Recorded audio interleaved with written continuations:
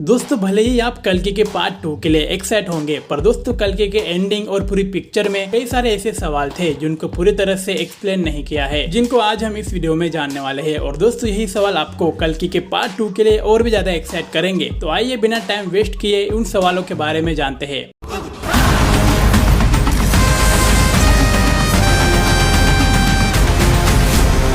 Number 1 दोस्तों, जैसे कि आपको बताएं कि अश्वत्थामा उन 7 इमोर्टल्स में से एक है, पर मूवी के अंदर हमें सिर्फ अश्वत्थामा ही दिखाई दिए, बाकी के 6 इमोर्टल्स हमें दिखाई नहीं दिए। तो सवाल ये है कि कल्कि के पार्ट 2 में बाकी 6 इमोर्टल्स हमें दिखाई देंगे या फिर नहीं। और नाग अश्विन ने पूरी तरह से कल्कि पुराण को फॉलो नहीं किया है, कुछ चीजें इसमें काल्पनिक है, जैसे कि भैरवा का कैरेक्टर। इसीलिए मुझे लगता है कि कल्कि यूनिवर्स में हमें सिर्फ अश्वत्थामा ही देखने को मिल सकते हैं। वैसे भी नाग अश्विन ने बोल दिया है कि कल्कि की कहानी सिर्फ 2 पार्ट्स में खत्म हो जाएगी। तो भाई लोग जरा आप ये सोच के देखो कि सिर्फ 2 पार्ट्स में 7 इमोर्टल्स कैसे एक्सप्लेन किए जा सकते हैं। फिर भी दोस्तों ये देखना काफी इंटरेस्टिंग होगा कि 7 इमोर्टल्स के बारे में नाग अश्विन ने क्या सोचा है। नंबर 2 दोस्तों, जैसे कि हमने देखा कि कल्कि के पार्ट 1 में भैरवा और अश्वत्थामा एक दूसरे के दुश्मन थे और इनके बीच में काफी बड़े फाइट सीक्वेंस भी देखने को मिले थे। तो सवाल ये है कि क्या कल्कि के पार्ट 2 में भी इनके बीच में ऐसी ही दुश्मनी रहेगी या फिर नहीं। तो भाई मुझे इसके चांसेस काफी कम लगते हैं, क्योंकि अश्वत्थामा जी को अब पता चल चुका है कि भैरवा कोई और नहीं बल्कि 6000 साल पहले उनका मित्र सूर्यपुत्र कर्ण था, और अभी फ्यूचर में भी भैरवा का कैरेक्टर कर्ण से जुड़ा है। इसलिए कर्ण का धनुष अस्त्र भी सिर्फ भैरवा ही इस्तेमाल कर पाया था। तो भाई पॉइंट ये है कि अश्वत्थामा अब भैरवा से फाइट नहीं करेंगे, बल्कि अश्वत्थामा कर्ण का धनुष अस्त्र भैरवा को देकर सुप्रीम यास्किन से लड़ने में भैरवा का इस्तेमाल करेंगे। पर दोस्तों ये थ्योरी सच होगी या फिर नहीं, ये तो हमें पार्ट 2 में ही पता चलेगा। नंबर 3 दोस्तों, कल्कि मूवी के अंदर सुप्रीम यास्किन का रोल सिर्फ 5 मिनट का ही था, इसलिए यास्किन के बारे में ज्यादा कुछ पता नहीं चला। हमें बस यही दिखाया गया कि सुप्रीम यास्किन का बनाया हुआ कॉम्प्लेक्स कैसा है, और यास्किन उसके अंदर एक प्रोजेक्ट के नाम का एक्सपेरिमेंट कर रहा है, जिसकी मदद से वो फिर से जवान और पावरफुल बनना चाहता है। पर आखिर में प्रोजेक्ट के का असली मतलब क्या है ये हमें नहीं बताया गया। प्रोजेक्ट के का सस्पेंस कंटिन्यू रखा गया है। नंबर 4 और भाई लोग दूसरी तरफ कल्कि मूवी के अंदर ये भी सस्पेंस था कि आखिर में शंबाला गांव को सुप्रीम यास्किन से कैसे छुपाया गया था, मतलब कि टेक्नोलॉजी और मैथोलॉजी का इस्तेमाल करके शंबाला गांव को एक पहाड़ में कैसे छुपाया गया था, ये देखना काफी इंटरेस्टिंग होगा।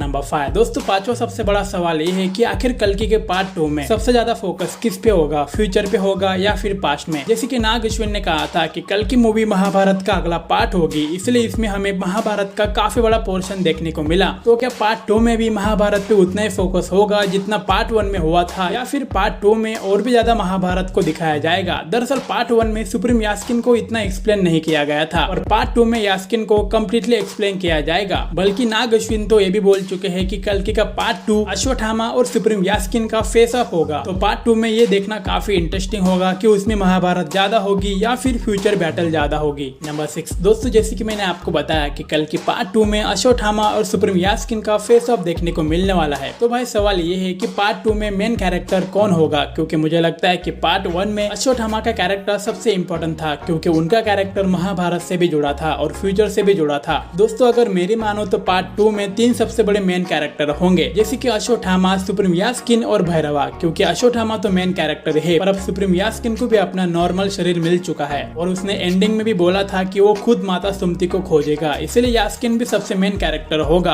और दोस्तों जैसे कि हमने कल्कि के एंडिंग में देखा कि भैरवा का कैरेक्टर कर्ण से जुड़ा है, और अब भैरवा के पास एक अस्त्र भी आ चुका है, जिसकी वजह से उससे अल्टीमेट पावर मिल जाते हैं। और भाई लोग इसीलिए मुझे लगता है कि पार्ट 2 में ये तीनों मेन कैरेक्टर होंगे। नंबर 7 दोस्तों, अब मैं जो सवाल करने वाला हूँ ये सवाल सिर्फ मेरा नहीं है, बल्कि ये सवाल सबका है जिन्होंने कल्कि मूवी देखी है। दरअसल सवाल ये है कि आखिर भगवान श्री कृष्ण जी का रोल कौन प्ले करने वाला है, क्योंकि पार्ट 1 में श्री कृष्ण जी का फेस हमें देखने को नहीं मिला, पर शायद पार्ट 2 में हमें फेस देखने को मिल सकता है। और भाई लोग कुछ रिसोर्सेस की माने तो कल्कि मूवी में भगवान श्री कृष्ण जी को ऐसे ही कंटिन्यू किया जाएगा, उनका फेस आखिरी तक रिवील नहीं किया जाएगा। तो भाई अब देखते हैं कि पार्ट 2 में हमें फेस देखने को मिलेगा या फिर नहीं। नंबर 8 दोस्तों, जैसे कि मैंने आपको बताया कि कल्कि की कहानी सिर्फ 2 पार्ट्स में लिखी गई है, फिर भी नाग अश्विन ने इसे कल्कि सिनेमैटिक यूनिवर्स क्यों इंट्रोड्यूस किया। दोस्तों अगर आपके पास सिर्फ 2 फिल्में हैं तो इसे एक फ्रेंचाइजी अनाउंस कर देते, पर नाग अश्विन ने इसे एक यूनिवर्स बताया। तो नाग अश्विन ने कहा कि भले ही इसमें सिर्फ 2 फिल्में आने वाले हैं, पर कल्कि सिनेमैटिक यूनिवर्स में काफी डिफरेंट कैरेक्टर्स है जिनको नाग अश्विन एक्सप्लेन करने वाले हैं। फॉर एग्जाम्पल आप दिलकर सलमान का कैप्टन वाला कैरेक्टर देख सकते हो। नाग अश्विन इसमें कुछ ऐसे कैरेक्टर्स पे फोकस कर सकते हैं। वैसे आप इनमें से किस सवाल के लिए कल्कि पार्ट 2 का वेट कर रहे हो, नीचे कमेंट करके जरूर बताना। बाकी मिलते हैं एक और नए वीडियो में, तब तक के लिए बाय।